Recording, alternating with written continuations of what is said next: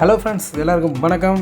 இந்த வீடியோவில் நம்ம மஸ்கிட்டோ கில்லர், அதாவது எலக்ட்ரிக்கல் பேட், இதை பற்றி நம்ம பார்க்க போகிறோம். இது கண்டிப்பாக எல்லார் வீட்லேயும் கண்டிப்பாக இருக்கும். அது சில நேரம் சார்ஜரில் ஒர்க்கால் அப்படின்னு சொல்லிட்டு நம்ம அசால்ட்டாக தூக்கி போடுறோம். ஆனால் நம்ம அதை எளிதாக வீட்டிலே இருந்து நம்ம ஈஸியாக ரிப்பேர் பண்ணி மறுபடியும் ரீயூஸ் பண்ணலாம். ஸோ அதை பற்றி நம்ம பார்க்க போகிறோம். ஸோ இந்த பேட்டு பார்த்திங்கன்னா ஒர்க் பண்ணலை. நான் பாருங்கள், சுவிட்ச் ஆன் பண்ணியிருக்கேன். இண்டிகேஷன் இல்லை, சார்ஜிங் இண்டிகேஷன் எதுவும் இல்லை, எந்தவித சேஞ்சஸும் இல்லை. ஸோ இந்த பேட்டை தான் நம்ம ஓப்பன் பண்ணி என்ன ஃபால்ட் அப்படின்னு கண்டுபிடிச்சி நம்மளே ரெக்டிஃபை பண்ண போகிறோம். ஸோ தொடர்ந்து வீடியோவை ஸ்கிப் பண்ணாமல் பாருங்கள். ஸோ நம்ம அந்த ஸ்க்ரூவெலாம் இருக்கும் பார்த்திங்கன்னா, அந்த ஸ்க்ரூவெல்லாம் ரிமூவ் பண்ணிடலாம். இந்த மாதிரி ஸ்டிக்கர் இருந்துச்சுன்னா அதுக்கடியிலையும் ஸ்க்ரூ இருக்கும். மறக்காமல் அதையும் ரிமூவ் பண்ணால் தான் நம்ம ஓப்பன் பண்ண முடியும்.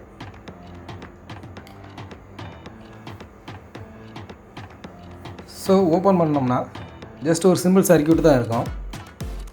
நீங்கள் பார்க்குற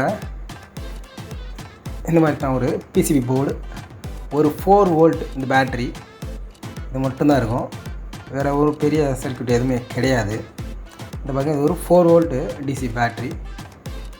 நமக்கு பார்த்திங்கன்னா இந்த இன்புட் வயர் இதுவே பார்த்திங்கன்னா அந்த மடங்கி இந்த சார்ஜிங் பாயிண்டில் இருக்கக்கூடியது, அதுவே நமக்கு கட் ஆகிருக்கு. ஸோ அதனால தான் நமக்கு சார்ஜிங் இல்லை. இதை நம்ம சரி பண்ணாலே நம்ம பேட்டு கண்டிப்பாக ஒர்க் ஆகும்.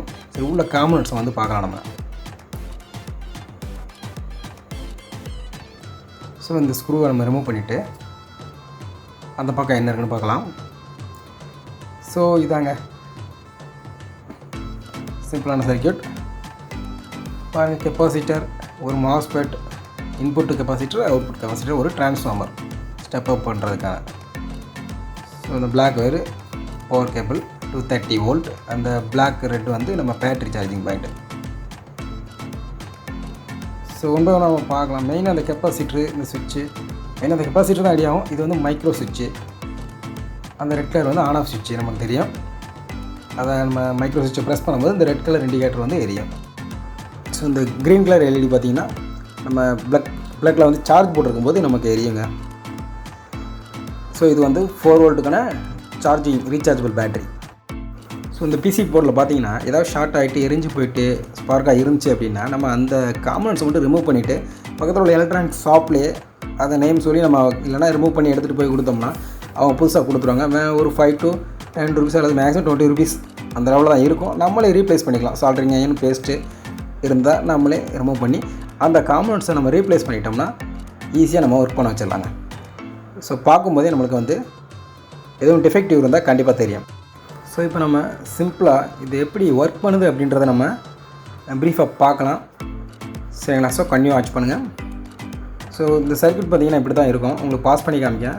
ஸோ இது பார்த்திங்கன்னா இன்புட் கெப்பாசிட்டர் அண்டு ரெசிஸ்டன்ஸ், இதில் ஆர்சி சர்க்யூட். இது பார்த்திங்கன்னா 230 வோல்ட் இன்புட் வரக்கூடிய சப்ளை 5 வோல்ட்டுக்கிட்ட நம்ம ரெடியூஸ் பண்ணி பக்கத்தில் இருக்கிற அந்த ஐசி ப்ளஸ் மைனஸ் போட்டு பார்த்திங்கன்னா இதான் ஃப்ரிட்ஜ் ரெக்டிஃபயர். இந்த ஏசியை டிசியாக கன்வெர்ட் பண்ணி நம்ம பேட்டரிக்கு இந்த ப்ளஸ் மைனஸ் போட்டிருக்கு பார்த்திங்களா, இந்த ப்ளஸ் மைனஸ் போட்டிருக்கிற வயர் வழியாக பேட்டரிக்கு போய் சார்ஜ் ஆகும்.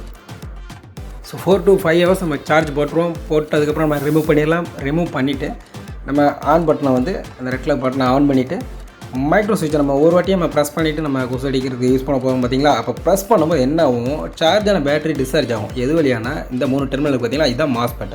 இது வழியாக அந்த 5 வோல்டேஜ் டிஸ்சார்ஜ் ஆகி 4 to 5 இருக்கும். அந்த ரேஞ்சில் டிசி ஏசியாக கன்வெர்ட் ஆகுங்க. இதோட மெயின் ஃபங்க்ஷன் அதுதான். ஏன்னா இந்த ஏசி சப்ளை தான் டிரான்ஸ்ஃபார்மரில் கொடுக்க முடியும். அப்போ டிரான்ஸ்ஃபார்மர் ஃபங்க்ஷன் ஆகும். ஸோ இந்த ரெசிஸ்டன்ஸ் வழியாக போகும்போது இந்த இண்டிகேட்டருக்கும் சப்ளை கொடுத்து போகும். அதனால தான் நம்ம ப்ரெஸ் பண்ணும்போது ரெட் கலர் இண்டிகேஷன் எரியும். அதாவது பேட் ஒர்க் ஆகுதா இல்லையா அப்படின்றது நம்மளுக்கு அப்போ தான் தெரியும்.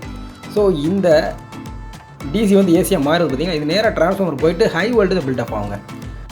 ஸோ ஹை வோல்டேஜ் ஏசியாக பார்த்திங்கன்னா ஸ்டெப் அப் ஆகிடும். ஸ்டெப் அப் ஆகிட்டு இந்த டயோடு சைடில் இருக்கிற டயோடில் திரும்பியும் அகைன் டிசியாக கன்வெர்ட் ஆகிருங்க. அந்த டிசியாக கன்வெர்ட் ஆகிட்டு இந்த ஸ்டோரேஜ் கெப்பாசிட்டரில் டிசி வோல்டேஜ் பார்த்திங்கன்னா ஸ்டோர் ஆகி இருக்கும்.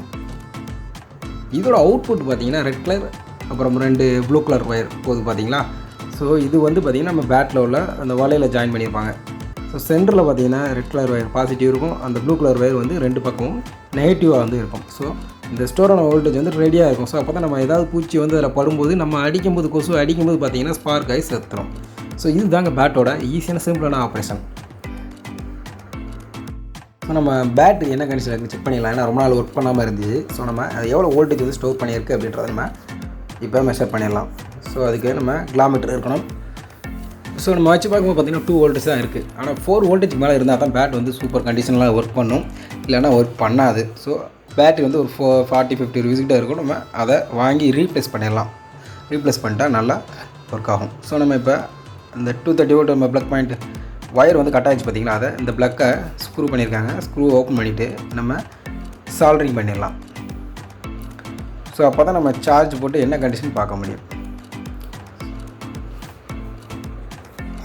ஸோ பழைய இதை ரிமூவ் பண்ணிட்டு நம்ம சால்ட்ரிங் பண்ணி முடிச்சாச்சு ஸ்ட்ராங்கான ஒயரை போட்டு.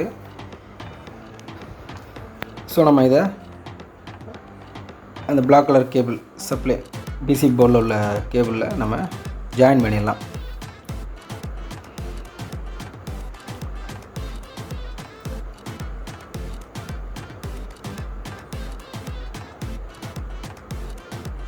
ஸோ நம்ம ஜாயின் பண்ணியாச்சு. ஸோ நம்ம இன்சுலேஷன் டேப் வந்து அடிச்சிடலாம். ஸோ பிசிபியில் கனெக்ட் பண்ணியாச்சு. ஸோ பக்காவாக நமக்கு இப்போ ரெடி ஆயிடுச்சுன்னு நினைக்கிறேன். ஸோ நம்ம இப்போ சார்ஜ் போட்டு என்ன கண்டிஷனில் இருக்குதுன்னு பார்க்கலாம். ஆமாம், இப்போ வந்து பார்த்திங்கன்னா இண்டிகேஷன் ஆகிடுச்சு. ஸோ நமக்கு சப்ளை வந்து உள்ள பிசிபிக்கு போக ஆரம்பிச்சிச்சு. நம்ம பேட்டரியில் வருதான்னு பார்க்கலாம். இண்டிகேஷன் ஆகுது. ஸோ பேட்ரி சார்ஜ் ஆகுது. ஸோ ஒரு 4 to 5 ஹவர் நம்ம சார்ஜிங்கில் வச்சிடலாம். சரிங்களா? ஸோ வச்சுட்டு நம்ம செக் பண்ணி பார்க்கலாம். ஸோ இப்போ எப்படி ரிமூவ் பண்ணமோ அதே மாதிரியே நம்ம அப்படியே 1 by 1 ஸ்டெப் பை ஸ்டெப்பாக ஸ்க்ரூ போட்டு டைட் பண்ணி க்ளோஸ் பண்ணிடணும். ஸோ இந்த பட்டன்லாம் கரெக்டாக வச்சு க்ளோஸ் பண்ணுவோம். ஸோ சூப்பராக இண்டிகேஷன் க்ளோ ஆகுது.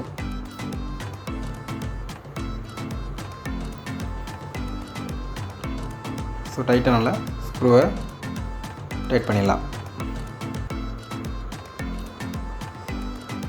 ஸோ டைட் பண்ணி முடித்தாச்சு. ஸோ நம்ம இப்போ சப்ளை ஆன் பண்ணி சார்ஜ் போட்டுடலாம். ஸோ சார்ஜ் ஆகுது. ஸோ ஒரு 4 to 5 ஹவர் நம்ம சார்ஜிங்கில் விட்டுட்டு நம்ம அதுக்கப்புறம் எடுத்து நம்ம யூஸ் பண்ணி பார்க்கலாம். ஸோ நம்ம ரிமூவ் பண்ணிட்டோம். சார்ஜ் முடிஞ்சு 5 ஹவர்ஸ் கிட்ட. ஸோ பட்டனை ஆன் பண்ணிவிட்டு ப்ரெஸ் பண்ணால் இண்டிகேஷன் சூப்பராக க்ளோ ஆகுது. ஸோ செக் பண்ணி பார்க்கலாம். ஸோ ஃபார்க் நல்லா ஹெவியாக தான் உள்ளது. ஸோ நம்ம ஈஸியாக ரெடி பண்ணிட்டோம். எந்தவித செலவும் இல்லாமல் வயர் தான் ஜஸ்ட்டு கட் ஆகிருந்துச்சி. ஸோ ஈஸியாக நம்ம சால்டரிங் பண்ணிவிட்டு ஒரு ரிப்பேர் ஆனதை சூப்பராக ஒர்க் பண்ண வச்சாச்சு. ஸோ 300 ரூபீஸ் கிட்ட நம்ம சேவ் பண்ணிட்டோம். ஸோ ஓகே ஃப்ரெண்ட்ஸ், இந்த மாதிரி சூப்பரான வீடியோ பார்க்கணும் நம்ம சேனல் லைக் பண்ணுங்கள், கமெண்ட் பண்ணுங்கள், ஃப்ரெண்ட்ஸுக்கு ஷேர் பண்ணுங்கள். இப்போ சப்ஸ்கிரைப் பண்ண மறந்துடாதீங்க. நீங்கள் பண்ணுற சப்ஸ்கிரைப்னால் என்னை அடுத்தடுத்த வீடியோ போடுறதுக்கான ஒரு மோட்டிவேஷனாக இருக்கும். Okay friends, thank you friends, thanks for வாட்சிங், தேங்க்யூ.